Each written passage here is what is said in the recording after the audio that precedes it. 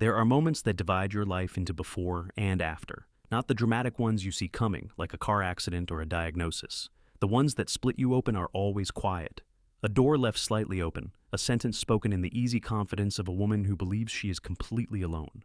Mine came on a Wednesday evening in November. I was walking up the stairs to our bedroom still in my work jacket, still carrying the particular weight of a man who has spent 10 hours managing other people's problems, looking forward to nothing more complicated than a shower, and whatever Claire had left, warming in the oven. Our house in Portland was one of those older craftsman-style places, with wide wooden stairs that creak if you don't know which boards to avoid. After 15 years, I knew every one of them. I climbed without making a sound. Claire was in the bedroom phone to her ear, her voice low, but not low enough. I stopped on the landing when I heard her say, "You have no idea," she said, amused, the tone she used with her oldest friend, Renata, the one she'd known since college, the one I had always found slightly too interested in other people's private lives. He still thinks they're his. 15 years, Ren. 15 years, and he has absolutely no idea. I didn't move. Both of them? Yes. From the beginning, Daniel was so certain, and Nathan just never questioned it. He's not exactly the suspicious type, is he? She laughed lightly. What an idiot. The stair beneath my left foot was the third from the top, the one that didn't creak. I stood on it for what felt like a very long time, and thought about the fact that the two boys sleeping down the hall, Elliot, 13, who had my mother's forehead and Claire's dark eyes, and Theo, 10, who loved soccer and building things, and who had recently started calling me Daddo in the particular ironic, affectionate way of a boy discovering his own humor, they were not mine. Or rather, they were biologically not mine. Everything else, every bath, every nightmare, every school drop-off, every emergency room visit, every bedtime story, every argument about screen time and vegetables and whether homework could wait until after dinner, all of that was mine. 15 years of it. I turned around on the landing and went back downstairs. I hung my jacket on the hook by the door, went to the kitchen, and sat at the table where my family ate dinner every night. I looked at the surface of it, the small ring from Elliot's juice glass that we'd never quite managed to remove, the crayon mark near the far edge that Theo had made when he was 4, and Claire had always said she'd sand out one day, and I felt the floor of myself give way. I sat at that table for a long time. Then I heard Claire's footsteps on the stairs. "Nathan, you're home early?" "Little bit," I said. She came into the kitchen in her socks, blue ones with small white dots, a birthday gift from Theo last year that she wore constantly. She opened the oven to check the casserole and asked me about my day. I told her it was fine, she told me about hers, and we sat across from each other at that table with its crayon mark, its juice ring, and I smiled at the right moments, asked the right questions, and when the boys came downstairs for dinner, I hugged them both and asked Elliot about his history project and whether Theo's soccer team had confirmed the Saturday fixture. Nothing in my face showed what I knew. I had spent 20 years in commercial litigation. I knew how to hold a hand of cards without showing them. The man's name, I would learn, was Daniel Hurst. I didn't go looking for that name that night, or even the next morning. The first thing I did, the very first thing, before I allowed myself to think about anything else, was go to Elliot's room at 6 in the morning while he was still asleep, and stand in the doorway looking at my son. My son. That was the word that mattered more to me than anything else. Whatever a DNA test would say, which I already knew, with the cold certainty of a man who had just heard what I had heard, what it would say. That boy in that bed with the soccer posters on the wall and the half-finished model aircraft on his desk was my son. He had been my son since the moment the midwife put him in my arms in a delivery room 13 years ago. He had looked up at me with the unfocused gravity of a brand new person, and I had said out loud to myself, "Oh, there you are." I went to Theo's room next. He was on his stomach, one arm hanging off the mattress, mouth slightly open. I watched him breathe for a moment. Then I went downstairs, made coffee, and called my brother. My older brother Freddie is an emergency room physician in Seattle. We aren't men who discuss feelings easily or at length. That isn't how we were raised, and frankly, it's not how either of us are built. But Freddie is the person I would call if I were standing on a ledge. He answered on the third ring. "It's 6 in the morning," he said. "I know, I need to talk." He paused. Freddie has the diagnostic ear of a man trained to detect when something is genuinely wrong versus simply inconvenient. "Give me 10 minutes to get somewhere private." When he came back, I told him in the methodical way I tell a client about a case. Facts first, emotional content held in reserve until the facts are on the table. He listened intently. When I finished, there was a silence on the line that lasted long enough for me to count the seconds. "The boys," he said finally. "Yes." "Have you slept?" "No." "Nathan, I need you to listen to me very carefully. Before you do anything, Before you say a single word to Claire or anyone else, you need to speak to your attorney, today, this morning. I know. And you need to be careful, not for her sake, for the boys. That was the sentence that organized everything. Not for her sake, for the boys. I called my attorney at 8 o'clock. Her name is Amelia Holt, a family law specialist I had referred clients to for years, but never expected to need myself. She cleared her 9 o'clock. Amelia Holt's office was on the 14th floor of a building downtown, with a view of the Willamette River. She was 50-something, angular, the kind of woman who measured her words like a pharmacist measures a dose. She had seen everything. You could tell by the way nothing surprised her. I told her what I had heard on the stairs. She made notes. Then she asked me about the boys, their ages, their schools, my involvement in their lives, the daily structure of our household. You want a DNA test, she said. Yes, but I want to do it correctly. I don't want it challenged later. She nodded slowly. Home collection kits are legally admissible if properly documented. You'll need samples from both boys. Cheek swabs work, but cups, straws, or cutlery are equally valid if handled correctly. Don't contaminate them, and don't tell them what you're doing. I understand. When you have the results, we talk again. Don't confront her before then. Don't change your behavior. Don't move money. Don't alter routines. Don't do anything that signals to her that something has changed. I thought about sitting across that dinner table the previous evening, smiling at my wife while she told me about her day. I can manage that, I said. One more thing. Amelia set down her pen. Claire's birthday. You mentioned it's in 3 weeks. The 22nd. Is there a party planned? Her sister is organizing something. Family, close friends, about 30 people. Amelia looked at me steadily. I want you to think carefully about what you want the outcome of this to be. Not the legal outcome, the personal one.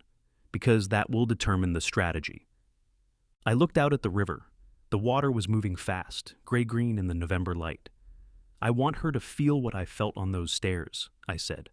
I want her to understand what it is to have the floor disappear beneath her, and I want it to happen in front of every person who has ever looked at our marriage and believed what she showed them. Amelia was quiet for a moment. That, she said carefully, can be arranged, but it needs to be airtight and it needs to be true. It will be, I said. I'll make sure of it. I fetched the boys from school the next day as I often did on Fridays. Elliot wanted a burger. Theo wanted pizza. We compromised on the place near the park that does both, and where the owner knows us by name and always brings Theo extra napkins because Theo, at 10, still eats with the enthusiasm of someone who has not yet discovered the existence of a fork. We sat in a booth by the window, and I watched my sons eat and argue about which superhero would win. In a fight that had apparently been the subject of significant playground debate, I felt the ground move beneath me with the grief of a man who is about to do something that cannot be undone, even if everything that follows it is just. I ordered a soda for each of them in paper cups. When we left, I took the cups. In the car, I placed them in separate Ziploc bags I had put in the glove compartment that morning. I labeled each one in careful block letters. Elliot, Theo, date, my initials as witness. I drove them to the testing facility on my way back to the office. The results should be back in 5 to 7 business days. Those 7 days were the longest of my life. I went to work. I came home. I sat at our table and ate dinner with my family. I helped with homework. Watched TV next to Claire in the evenings, and I felt every moment like a man walking through water. Everything slowed, everything heavier than it should have been. The ordinary texture of a life I was about to irrevocably alter. On day 3, I found Daniel Hurst. It didn't take long. I'm a litigator. Finding things is what I do. His name had been in Claire's phone. I had checked while she was in the shower one evening, the kind of quiet efficiency that I'm not proud of, but don't feel guilty about. Daniel Hurst is an architect from Portland. We had been at the same gallery opening 4 years ago. I remembered him vaguely, tall, good-looking, in an uncomplicated way, the sort of man who fills a room without seeming to try. He and Claire had been together, if that word applies, for at least 17 years before our marriage, possibly during our entire marriage. Elliot is 13, Theo is 10. The arithmetic was very simple. On day 5, I sat in my car in the parking garage beneath my office building and allowed myself to feel the full weight of it. Not the legal implications or the strategy, just the plain, unadorned fact of it. 15 years. 2 boys I would walk through fire for. A house with a crayon mark on the kitchen table. A woman I had loved with everything I had, because I don't love easily. What an idiot. I sat in that car for 40 minutes, then I went upstairs and worked. The results came on day 6. I was in a client meeting when the email notification arrived. I excused myself, walked to the men's room, locked a stall door, and opened the attachment on my phone. I read it twice. Then I put the phone in my pocket and stood very still for a moment. I thought about the man who had stood on those stairs 6 days ago, the one who had believed with confidence that he was going home to his family. I went back to the meeting. That evening I called Amelia. "The results confirm it," I said. "Both boys?" "Yes." There was a brief silence. Even Amelia, who had seen everything, was quiet for a moment. "All right," she said. "Then let's talk about the party. I want to talk about what happened inside me during the 2 weeks between the DNA results and Claire's birthday party, because I think it's important, and I think anyone who has ever been through something like this deserves the truth about what it costs. Not just the marriage and the legal complications, but the internal economy of it. I was angry. That is too small a word, but it is the one I have. I was angry in a deep way that doesn't burn hot, but settles into the bones and stays there, the way cold settles into an old building in winter. I was angry at Claire for the deception that was so complete, so practiced, so entirely comfortable in its own skin that she could laugh about it on the phone with Renata. I was angry at Daniel Hurst for a role he had played in the dissolution of something I had given 15 years to building. I was angry at myself, and this is the part I am least comfortable admitting, for not seeing it, for being the man on the stairs who hadn't known. What an idiot. But underneath the anger, and this is what no one tells you about revenge, about the cold, strategic kind, the kind you build carefully over weeks with an attorney and a plan, a calendar date circled in red, underneath it was grief. Grief for the version of my life that had existed before the third from the top stair. Freddie called every other day. He didn't say much. He mostly just checked that I was eating and sleeping, which I was, although poorly, but sufficiently. Once toward the end of the second week, he said, "You know this is going to hurt you too, whatever you're planning." "I know," I said, "and you're doing it anyway." "Yes." He was quiet for a moment, then he said, "Okay, I'll be there." "I didn't ask you to come." "No," he said, "but I'm coming." Claire's sister Joanna had organized the party with considerable enthusiasm. It was to be held at a wine bar in the Pearl District that Claire loved, exposed brick, warm lighting, the kind of place that photographs well and makes everyone look slightly more attractive than they are. 31 guests, family, close friends, a few colleagues. Joanna had ordered a custom cake. There would be a slideshow of photographs, the kind of thing that made Claire cry in the good way she had told Joanna, the kind of thing that reminded her of everything she had. There would indeed be a slideshow. I had spoken to the venue's AV coordinator 3 days before the party. The night of the party, I dressed carefully. This sounds like a small thing. It wasn't. I stood in the bathroom of our craftsman house, the house I had bought, the house I had renovated piece by piece over 7 years, the house where my sons had learned to walk, and I put on the charcoal suit that Claire had once told me made me look like a man worth trusting. I looked at myself in the mirror for a long time. I looked like a man at his wife's birthday party. I looked absolutely fine. We arrived at the wine bar together at 7. Claire was in a deep blue dress she had bought specifically for the occasion. She looked beautiful. I won't pretend otherwise, because pretending otherwise would be a lie, and I had decided some weeks ago that I was done with the geography of convenient untruths. She was radiant. She was happy. She moved through the room, greeting people with the ease of a woman in her element, touching arms, accepting kisses, laughing at things people said. She had no idea. Freddie arrived at 7:15. He found me at the bar, ordered a mineral water, and stood beside me without ceremony. "You good?" he said quietly. "Ask me in an hour," I said. He nodded and said nothing else. That is one of Freddie's great gifts. Renata was there. Of course she was. She was Claire's oldest friend, the one who had been on the phone that November evening, the one who had laughed. She greeted me warmly, with the particular warmth of a woman who doesn't know what you know. I shook her hand, said it was wonderful to see her, and meant none of it. At 8:15, Joanna called the room to attention for the slideshow. There was the gentle percussion of glasses being set down, the room gathering itself into an audience, the warm murmur of anticipation. Joanna had sent me her slideshow file 2 weeks earlier and asked if I wanted to add anything. I had told her yes. I had a few photographs I thought would be meaningful. She had been touched. She had said, "Nathan, you're such a wonderful husband." The slideshow began with the photographs Joanna had assembled, Claire as a child, Claire in college, Claire and Joanna as teenagers making faces at the camera. The room laughed and sighed and made the sounds that rooms make when they're warm. Then my section began. The first image was a photograph of our wedding day. Claire and I on the steps of the venue, her head on my shoulder. The room made a sound of appreciation.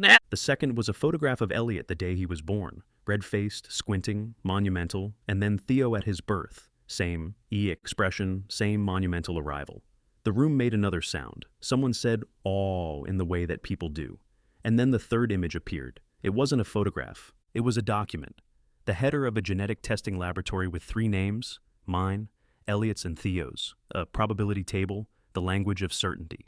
The room went silent. It was the absolute silence of 31 people who have just seen something they cannot unsee and are not yet sure what it means.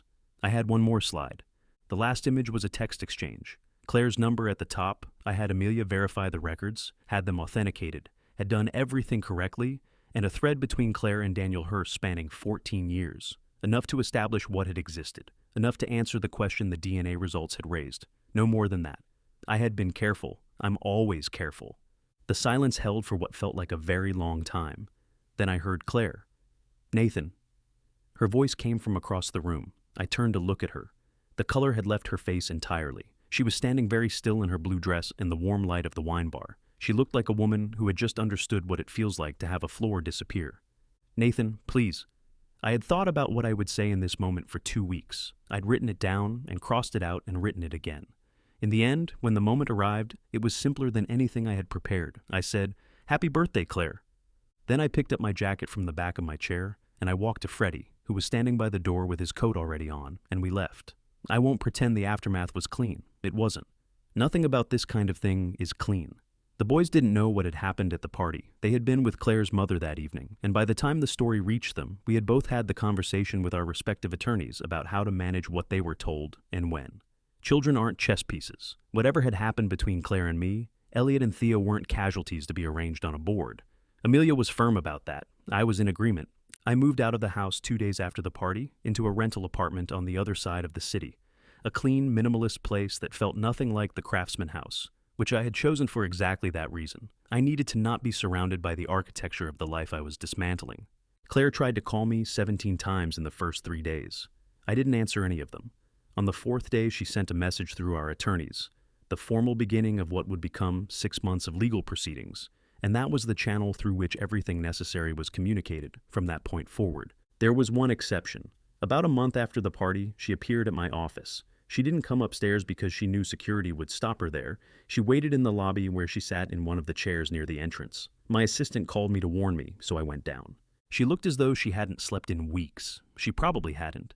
She was wearing the blue coat she wore every winter, the one I had bought her 3 years ago in Edinburgh on a work trip, because I had seen it in a shop window and thought of her. I sat down across from her. "I'm not going to apologize on behalf of the attorneys," she said. "I know what I did. I'm not here to... I don't have an excuse. There isn't one." I said nothing. "I need you to know that, however it started, whatever I told myself about Daniel, about what we were, I love those boys. I have always loved those boys, and I know that you do too. I need you to know that I know that." "I do know it," I said. "It's the only reason any of this has been handled the way it has." She was quiet for a moment. "The party," she said. "Yes. You planned it for weeks. Yes. In front of all of them. You laughed," I said. "On the phone to Renata. You called me an idiot. In front of 31 people who believed in our marriage, I wanted you to understand what it is to have something taken from you in a moment. To have no warning, no control, and no floor." She looked at her hands. "I deserved it," she said. I think that was the most honest thing she had ever said to me, or at least the most honest thing I had heard. "Yes," I said. "You did." I stood up. "Claire, the boys are mine. Whatever the biology says, they're mine, and they will remain mine. That's not going to be a legal question. It's just a fact. But we are done. You need to understand that and stop waiting for a door that isn't going to open." She nodded. Her eyes were full, but she didn't let it happen in front of me. Whatever she had become in this story, she had her dignity. I left the lobby and didn't look back. Elliot is 14 now. He made the varsity soccer team this year, which surprised his coach and anyone who has watched him train for the last 3 years. He texted me a photo of himself in the kit on the day the list went up. Just the photo, no words, which is exactly how a 14-year-old boy communicates the most important news of his life. I stared at that photo for a long time. Theo is 11. He finished the model aircraft. It hangs on a length of fishing line in the corner of his room at my apartment, which he now calls Dad's place, with the casual ownership of a boy who has decided that 2 places can both be home. He is building a second one, a Spitfire this time, which requires considerably more patience than he currently possesses, and which we are working on together on Sunday afternoons. Those Sunday afternoons are the best hours of my week. The divorce was finalized in the spring. Amelia handled it with her customary precision. I won't go into the details of the settlement because they belong to a chapter I have closed. The Craftsman house sold. Claire moved into a smaller place across town. Daniel Hurst, I am told, is no longer in the picture, which surprises me less than it probably should. Freddie came to visit in the summer. We fished for 2 days in complete companionable silence, the way men who are brothers sometimes communicate more clearly without words than they ever could with them. On the last evening, he said, "The party, do you have any regrets?" I thought about it honestly. I owe Freddie that. About how it affected the boys. Yes, some. They deserved better than a world that got complicated while they were being looked after by their grandmother. They didn't choose any of this. And the rest of it? No, I said. No regrets. He nodded and cast his line. Here is what I want to say to you, the person watching this, who may have their own version of those stairs, their own third step from the top, their own moment when the floor gave way beneath them. The cost of what I did was real. The weeks of sitting across from a woman I no longer recognized, performing the marriage she had already decided to leave, while building the architecture of what would replace it, that cost me something I don't have a clean name for. The anger that became my compass for those weeks isn't a healthy way to navigate a life. I know that. I am still paying some of the tax on it. But this is also true. The boys are mine. They always were. No test changes what 15 years of Tuesday night homework and Saturday morning soccer and middle of the night fevers and first days of school have built between a father and his children. Biology is a fact. Family is a choice made every day, renewed every morning. She called me an idiot. I think in the end, she was the one who didn't understand what she had. If you know someone who needed to hear this story, share it.